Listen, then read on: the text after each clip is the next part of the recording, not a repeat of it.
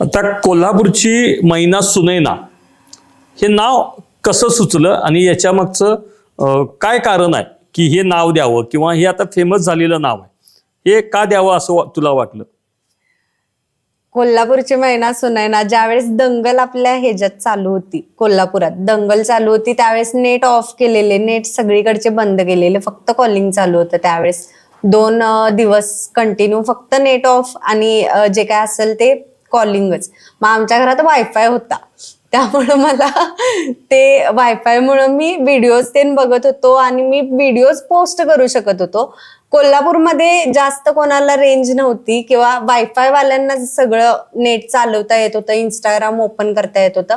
त्यावेळेस मग मी व्हिडिओ टाकल्यानंतर मग त्यावेळेस तो रन झाला जास्त, कारण कोल्हापूरमध्ये जास्त कोणाचं नेट चालू नव्हतं, माझं म्हणजे ठराविक जणांचं होतं, त्यामुळे तो पळला व्हिडिओ. आणि असंच व्हिडिओ करता करता सुचला की बाबा कोल्हापूरची मैना सुनैना असं बोलता बोलताच ते पळत पळत आता महाराष्ट्र सोडून महाराष्ट्र बाहेर सुद्धा गेलं.